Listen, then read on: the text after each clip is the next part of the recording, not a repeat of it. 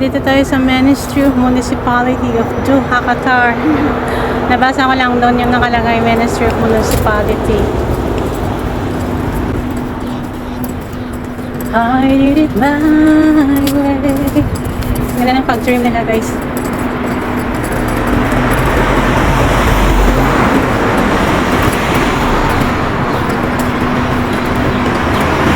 Enjoy lang sa mga day off, mga ka-OFW. Malapit na ako sa QNB. Wala naman akong ilabas. Dadaanan ko lang. Ay, nako.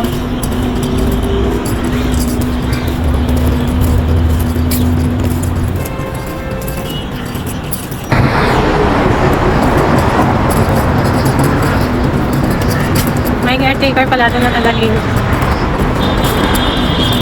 Parang lang buhay niya. Ngayong Ramadan kasi guys, sa gabi mag-work. Sa gabi sila mag-work.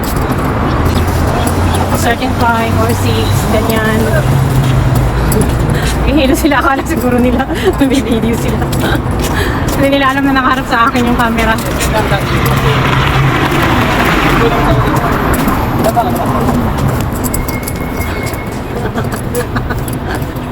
Hilo sila ng hilo eh.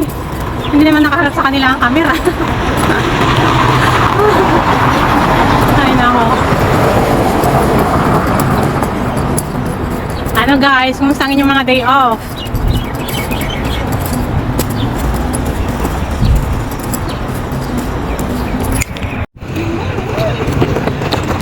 Welcome sa Waqif.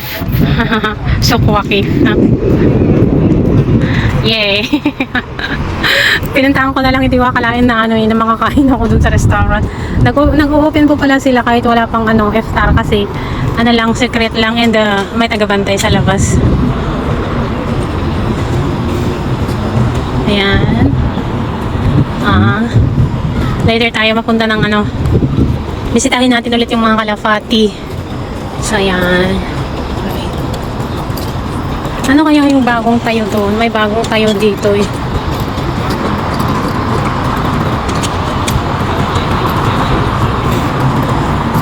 May bagong open silang ginawa doon. Tapos ayan. Pang 8 siguro ito guys. Pang 8. Ayan, restaurant po dyan sa taas.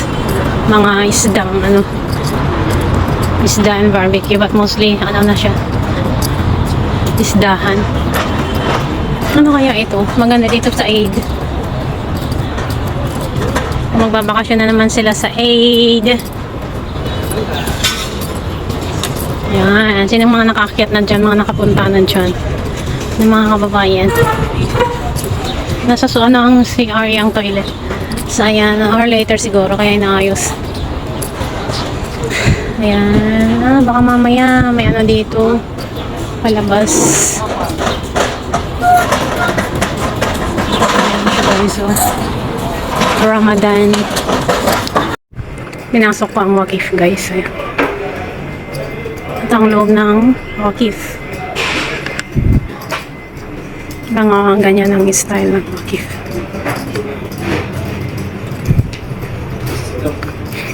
Oh, thanks. Ayan guys, mga style ng all this style. Ayan. Hello. Ayan, marami pang nakasara guys kasi 4 pa lang.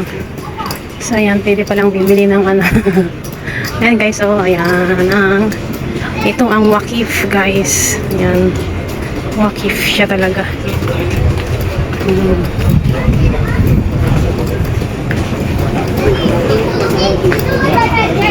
Ito ang Souq Waqif.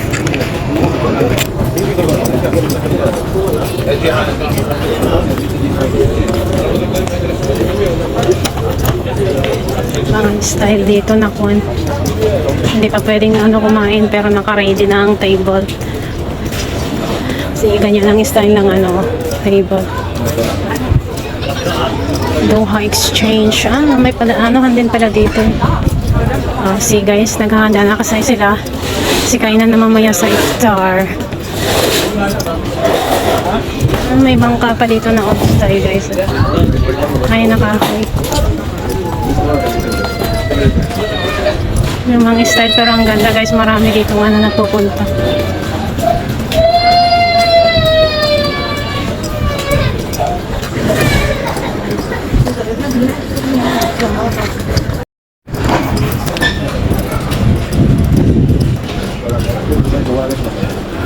Ayan guys, so shortcut lang pala dito. Malapit na ako sa may anahan ng Kalapan. Pwede rin ATM o din yung point.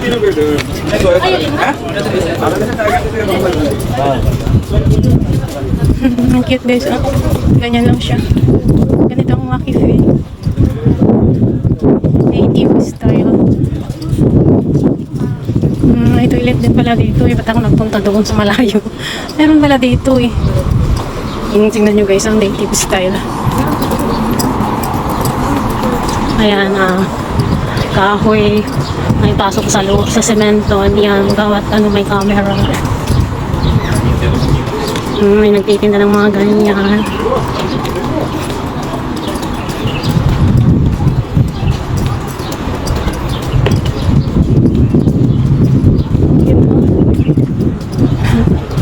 May style na ano native. Guys, ayan, nangina na kita na eh. Kita yung matusagsama to. Ako nagturuikon ka na. Ayan, ayan yung ano. Oh, this style ang ganda guys. See? Ala, tabiga ko niya. Yung ng bigas, linisan ng bigas.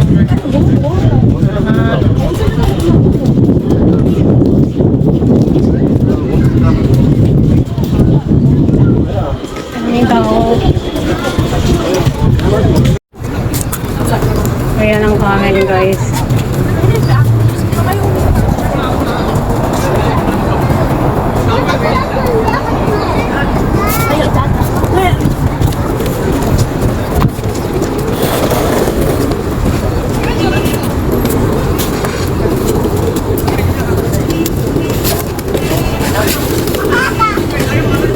May mga puting kalapate rin. Ang sound din ng camel is is like a baka.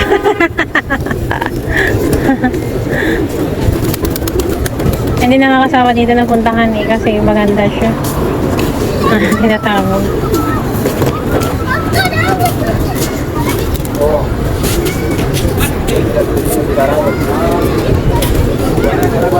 Bakit kaya sinasaraduhan nila? Nangangagat ata ang camel guys. Nangangagat siguro ang camel kaya nila sinasaraduhan ng bunganga. Lahat ng camel na nakikita ko nilalagyan nila ng ganyan eh.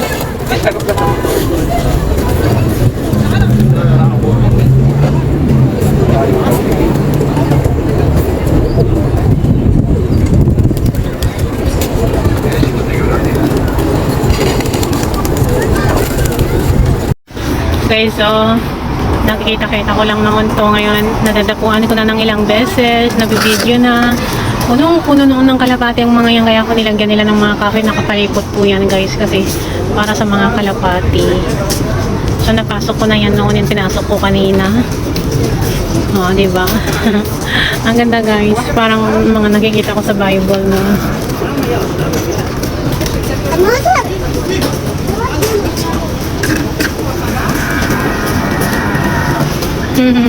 May sasakay na.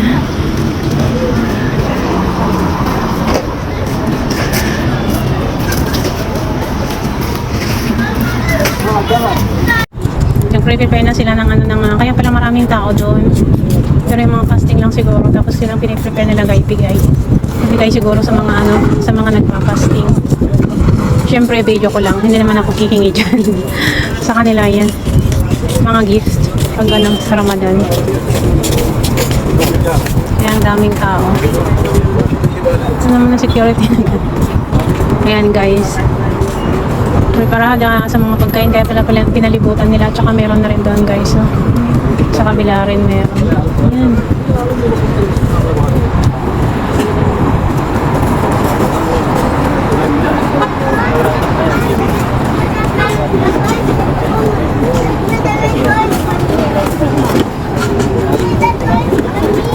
Ay,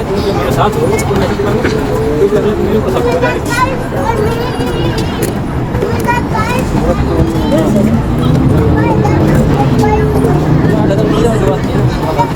dami guys, oh. May ano pa doon, may isang sako pa.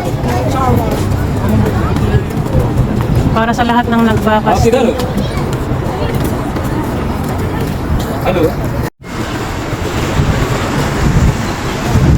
Guys, may horse na maliit. Anong tawag na noon sa horse na maliit, guys? Horn. Horn ba yun? Tapos meron black na matangkad doon yung karaniwang kabayo and then yung maliit. Ano ba kasi yung Tagalog na ay yung English na ng maliit na kabayo? Search ko nga ilagay ko na lang sa caption pag ilagay ko guys, i-post ko.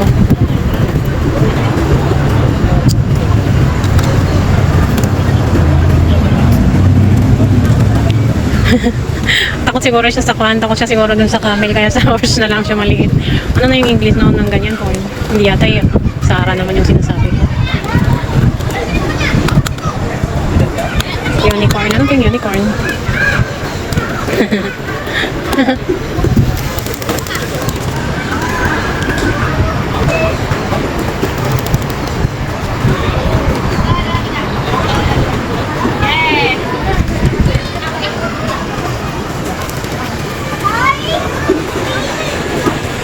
Mga lalaki kasi doon sa may camel eh. Ay.